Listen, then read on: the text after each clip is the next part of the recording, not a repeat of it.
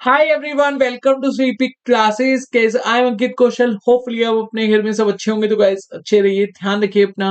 And guys, आज हम discuss करेंगे घटना चक्र सीरीज में हिस्ट्री से रिलेटेड क्वेश्चंस। और सेशन स्टार्ट करने से पहले मैं आपको बता दूं, सभी के सभी क्वेश्चंस को आपने क्विज की तरह अटेम्प्ट करना है और लास्ट में कमेंट सेक्शन में बताना जरूर है आउट ऑफ 10 आपके कितने क्वेश्चन ठीक हुए।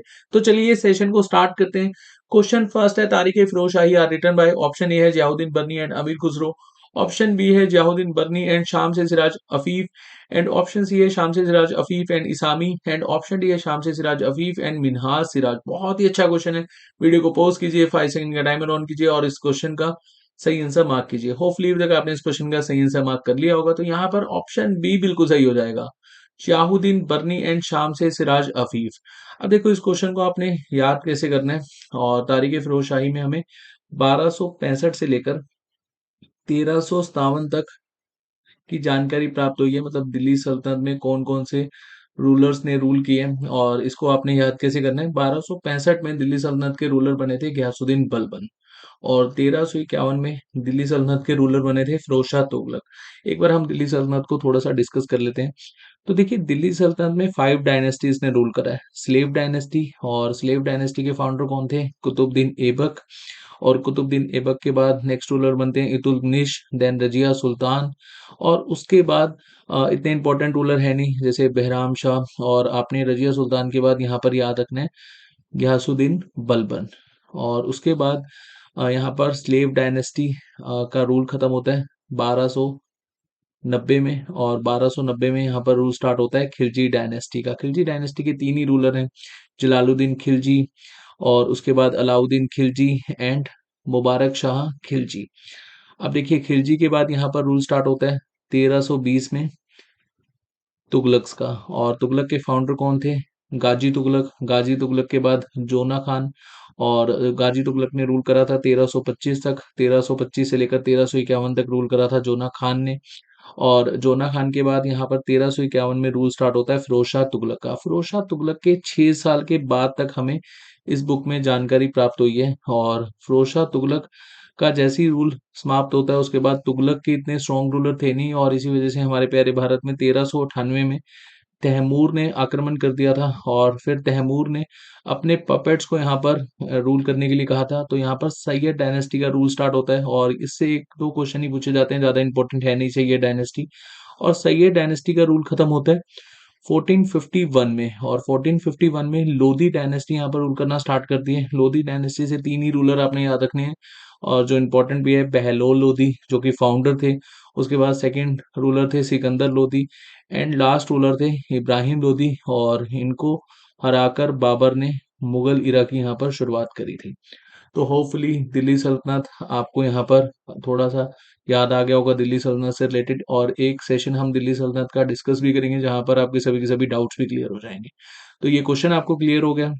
और यहाँ पर आप देख ही सकते हैं, Tarikh Firozshahi covers the period from reign of Ghiyasuddin Balban 1265 से लेकर first 6 year reign of Firoz Shah Tughlaq, मतलब 1351 में फिरोज शाह तुगलक रूलर बने थे। तो 1357 तक इस बुक में जितने भी रूलर्स रहे हैं, आप यहाँ पर इनसे रिलेटेड जानकारी प्राप्त कर सकते हैं। चलिए, नेक्स्ट क्वेश्चन है, which of the following are correctly matched. तो यहाँ पर देखिए, पद्मसनी अमल क्या एसोसिएट करते हैं खादी मूवमेंट से। अंजलाई अमल क्या एसोसिएट करते हैं नेल स्टैचू सत्याग्रह से। मंजू बाशीन क्या एसोसिएट करते हैं नॉन कोऑपरेशन मूवमेंट से। एंड राधा भाई सुब्रायन क्या ये एसोसिएट करते हैं, क्या इन्होंने अटेंड किया था सेकंड राउंड टेबल कॉन्फ्रेंस को। तो काफी अच्छा क्वेश्चन है। तो आप बताइए इनमें से कौन सा करेक्टली मैच कर रहा है। तो होपफुली अभी तक आपने इस क्वेश्चन का सही आंसर मार्क कर लिया होगा। तो चलिए एक बार इस क्वेश्चन को डिटेल में डिस्कस कर लेते हैं। तो देखिए, यहाँ पर पद्मसनी अमल ये एसोसिएट करते हैं खादी मूवमेंट को, डिटेल में अभी डिस्कस करेंगे। अंजलाई अमल ये भी एसोसिएट करते हैं नेल स्टैचू सत्याग्रह से। मंजू बाशिन ये गलत हो जाएगा क्योंकि ये एसोसिएट नहीं करते नॉन कोऑपरेशन मूवमेंट से, और इन्होंने पार्टिसिपेट किया था salt Satyagraha and quit India movement में। एंड राधा भाई सुब्रायन ने अटेंड किया था सेकंड राउंड टेबल कॉन्फ्रेंस। तो ऑप्शन डी यहाँ पर बिल्कुल सही हो जाएगा। चलिए एक बार इस क्वेश्चन को डिटेल में समझते हैं। अब देखिए, मदुराई रीजन में पद्मसनी अमल ने काफी इंपॉर्टेंट रोल प्ले करा था खादी को प्रमोट करने के लिए। और इनके साथ जो महिलाओं ने प्रमोट करने के लिए एक इंपॉर्टेंट रोल प्ले करा था, उनके नेम भी एक बार हम देख लेते हैं। Thairammal and Mrs Joseph and Subbalakshmi Ammal, Mrs Sundaraman and Seethammal and Muniammal. और यहाँ पर इन महिलाओं के द्वारा एक एसोसिएशन फॉर्म करा गया था जिसको हम एसोसिएशन ऑफ सिस्टर्स के नाम से जानते हैं। And the effort taken by Padmashri Ammal patriotically encourage 500 women to join Indian National Congress. और ये मदुराई रीजन में 500 वुमेन्स को इन्होंने ज्वाइन करवाया था इंडियन नेशनल कांग्रेस। अब अंजलाई अमल ये सोशल वर्कर भी थे, पॉलिटिकल लीडर भी थे एंड रिफॉर्मर भी थे, और इन्होंने पार्टिसिपेट किया था नॉन कोऑपरेशन मूवमेंट में, नील स्टैचू सत्याग्रह में, क्विट इंडिया मूवमेंट में एंड साल्ट सत्याग्रह में। इसी वजह से गांधी जी इनको साउथ इंडिया की झांसी की रानी से संबोधित करते थे। चलिए नेक्स्ट हम देख लेते हैं। मधुबाशी ने पार्टिसिपेट किया था salt Satyagraha and quit India movement. And दादा भाई सुब्बारायन ने अटेंड किया था सेकंड राउंड टेबल कॉन्फ्रेंस। तो होपफुली क्वेश्चन आपको क्लियर हो गया होगा। चलिए थर्ड क्वेश्चन एक बार देख लेते हैं। Which of the following party was formed by the Indians mainly the Sikhs living in North America to end British rule in their homeland of India in early 20th century? Option A है socialist party, option B है Ghadar party and option C है communist party of India and option D है बहुजन समाज party. काफी अच्छा question है। Hopefully अभी तक आपने इस क्वेश्चन का सही आंसर मार्क कर लिया होगा। तो यहाँ पर ऑप्शन बी बिल्कुल सही हो जाएगा, गदर पार्टी। अच्छा, कमेंट सेक्शन में आप मुझे कमेंट करके बताइएगा सोशलिस्ट पार्टी के फाउंडर कौन थे और ये कब फाउंड करी गई थी, कम्युनिस्ट पार्टी के फाउंडर कौन थे और ये कब फाउंड करी गई थी, एंड ऐसे ही बहुजन समाज पार्टी के फाउंडर एंड ये कब फाउंड करी गई थी, ये मुझे आप कमेंट सेक्शन में बताइएगा। और गदर पार्टी हमने काफी डिटेल में एक सेशन में कवर भी किया था, और होपफुली ये सेशन आपने देखा होगा। अगर इनकेस आपने वो सेशन नहीं देखा तो मॉडर्न हिस्ट्री की प्लेलिस्ट में आपको ये सेशन देखने को मिल जाएगा। तो चलिए एक बार हम इसको डिस्कस कर लेते हैं। तो देखिए, गदर पार्टी को फॉर्म करा गया था 15 जुलाई 1913 में यूनाइटेड स्टेट में। और जो नॉर्थ अमेरिका में इंडियंस रहते थे उन्होंने इंडिया को आज़ाद करवाने के लिए इस पार्टी को स्टार्ट किया था। और मेन लीडर कौन कौन थे, हरदयाल जी एंड सोहन सिंह भाकना जी। अब देखिए यहाँ पर एक पर्सन है तारकनाथ दास, इन्होंने काफी हेल्प करी थी हरदयाल जी की गदर पार्टी को स्टार्ट करने के लिए। तो एक बार इनके एफर्ट्स देख लेते हैं। अब देखिए 1905 में हमारे प्यारे भारत में क्या चल रहा था, पार्टीशन ऑफ बंगाल को रोकने के लिए इंडियन नेशनल कांग्रेस ब्रिटिशर्स के खिलाफ आंदोलन कर रही थी। और इंडियन नेशनल कांग्रेस दो पार्ट्स में डिवाइड भी हो गई थी, एक्सट्रीमिस्ट एंड मॉडरेट्स। हालांकि डिवाइड बाद में हुई थी, लेकिन विचारधारा को लेकर तो हम पहले ही देख चुके थे कि 1905 से ही बेसिकली यहाँ पर विचारधारा अलग अलग चल रही है एक्सट्रीमिस्ट एंड मॉडरेट्स की। अब एक्सट्रीमिस्ट को सप्रेस्ड करने के लिए ब्रिटिशर्स यहाँ पर हर संभव प्रयास कर रहे थे। और इसी के चलते हुए तारकनाथ दास जी जापान चले जाते हैं। जापान में जाकर ये तारक ब्रह्मचारी के नाम से एक साल व्यतीत करते हैं, और देन ये फिर यूएसए चले जाते हैं, सैन फ्रांसिस्को। और यूएसए में ये फ्री हिंदुस्तान के नाम से एक जर्नल स्टार्ट करते हैं। और जो इंडियंस वहां पर रह रहे थे वो फ्री हिंदुस्तान से बहुत ज्यादा एक तरह से अपने आप को यहाँ पर एसोसिएट करते हैं, मतलब एक तरह से कनेक्ट करते हैं अपने आप को, काफी इन्फ्लुएंस कर पाते हैं जो इंडियंस वहां पर रह रहे थे, तारकनाथ दास जी। और फिर Taraknath Das ji Indian independence league की शुरुआत करते हैं कैलिफोर्निया में, और लाला हरदयाल जी की हेल्प करते हैं ऑर्गेनाइज करने में गदर पार्टी मूवमेंट। तो ये याद रखना, बहुत ही इंपॉर्टेंट नाम है। और गदर पार्टी हमने काफी डिटेल में कवर किया था, होपफुली वो सेशन आपने देखा होगा। अगेन मैं कहूंगा मॉडर्न हिस्ट्री की प्लेलिस्ट में आप वो सेशन को एक्सेस कर सकते हैं, और वहां पर आपको बहुत ज्यादा जानकारी मिल जाएगी, कभी भी आप कोई क्वेश्चन गलत नहीं करके आएंगे। चलिए नेक्स्ट क्वेश्चन देख लेते हैं। वो of the following died of hunger strike in prison. अब देखिए प्रिजन मतलब जेल में किसकी डेथ हुई थी, और यहाँ पर ऑप्शन है भगत सिंह जी, ऑप्शन बी है भूपेंद्र नाथ सन्याल, ऑप्शन सी है Chandrashekhar Azad and option D है जतिन दास। तो देखिए यहाँ पर ऑप्शन डी बिल्कुल सही हो जाएगा, Jitendra Nath Das. Jitendra Nath Das was Indian freedom fighter who died in jail in 1929, 63 days का इन्होंने हंगर स्ट्राइक किया था लाहौर, और लाहौर की जेल में, जो आज की डेट में पाकिस्तान में है। सुभाष चंद्र बोस जी ने डिस्क्राइब किया था जतिन दास को as a young Dadhichi of India. अब देखिए दादीजी जी के जो एफर्ट्स है, और डेफिनेटली आप जानते होंगे योगी दादीजी जी को, इन्होंने अपनी लाइफ को सेक्रीफाइस किया था राक्षसों को मारने के लिए। और इसलिए यहाँ पर सुभाष चंद्र बोस जी ने डिस्क्राइब किया था जतिन दास को यंग दादीची ऑफ इंडिया। अब देखिए भगत सिंह जी, सुखदेव जी एंड राजगुरु जी के जो एफर्ट्स हैं वो तो आप सब जानते ही हैं। और इनको एक तरह से फांसी की सजा सुनाई गई थी। और फांसी की सजा क्यों सुनाई गई थी, क्योंकि जो लाला लाजपत राय जी का हत्यारा था सॉन्डर्स, इसको मार दिया गया था राजगुरु, सुखदेव एंड भगत सिंह जी ने। और इसी के चलते हुए यहाँ पर फांसी की सजा सुनाई गई, और फांसी इनको दी गई थी 23 मार्च 1931। और इस दिन को हम शहीद दिवस के रूप में मनाते हैं।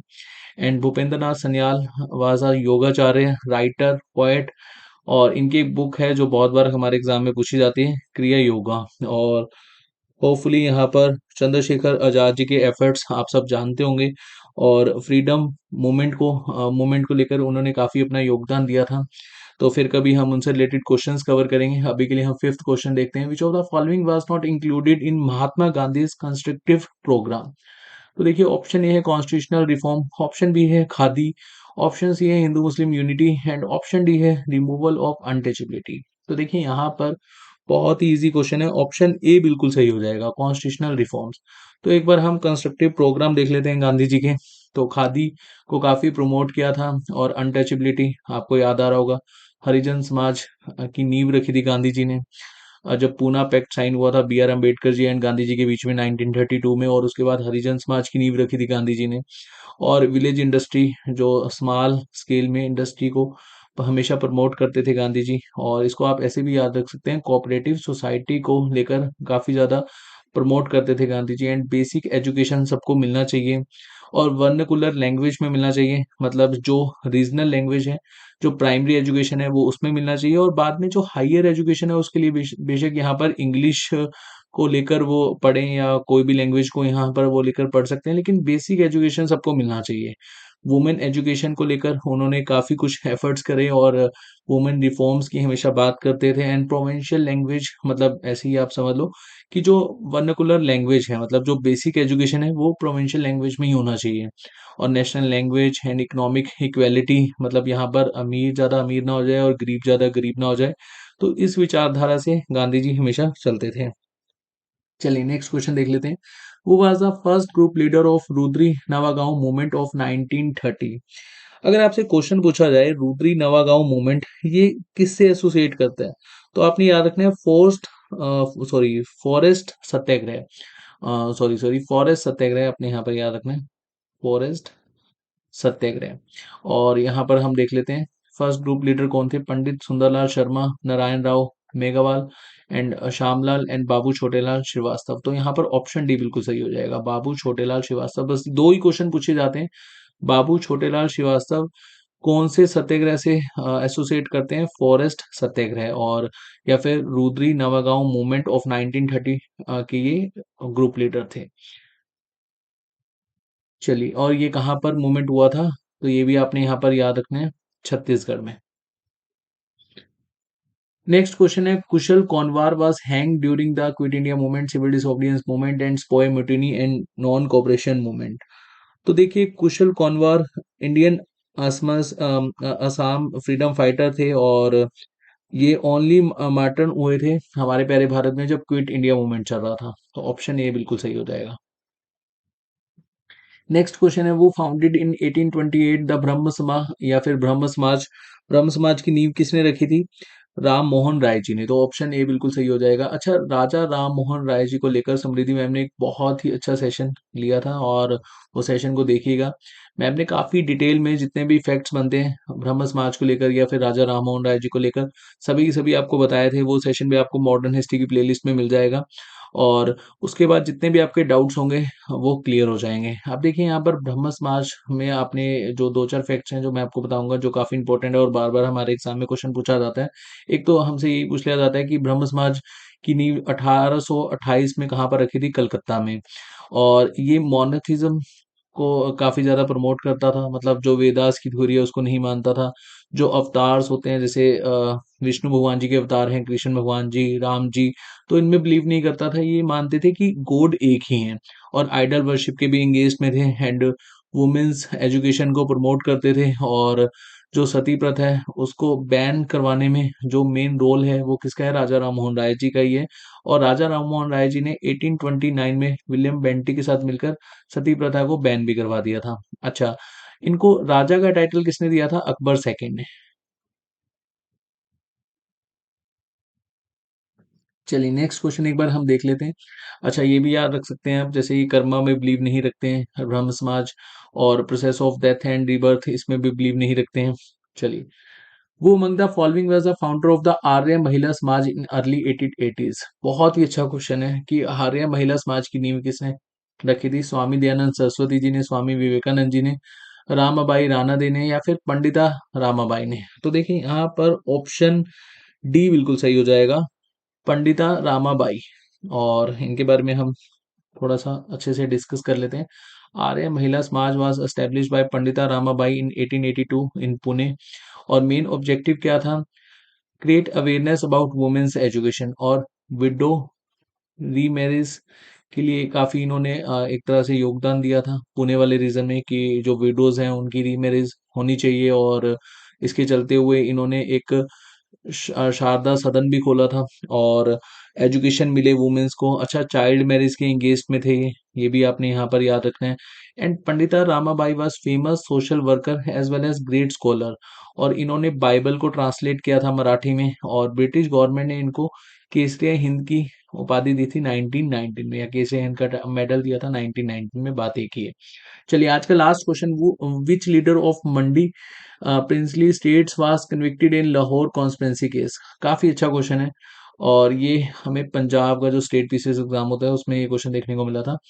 पंडित गौरी प्रसाद, हृदय राम, हरदेव एंड मियान जवार सिंह। तो यहाँ पर ऑप्शन बी बिल्कुल सही हो जाएगा, हृदय राम। और यहाँ पर इस क्वेश्चन में आपको ज्यादा डिटेल में जाने की जरूरत नहीं है, जस्ट आपको ये पता होना चाहिए कि कौन से लीडर थे मंडी प्रिंसली स्टेट के जिनको लाहौर कॉन्स्पिरेसी केस में एक तरह से जेल में बंद कर दिया गया था और कन्विक्ट करा गया था, हृदय राम जी। Option B. तो आज जो हमने 10 क्वेश्चंस कवर करे, होपफुली सभी के सभी आपको क्लियर हो गए होंगे। इनकेस अगर आपका कोई डाउट है प्लीज कमेंट सेक्शन में पोस्ट करेगा। नेक्स्ट सेशन में बहुत जल्द मिलते हैं, तब तक के लिए अपना ध्यान रखिए। Thank you.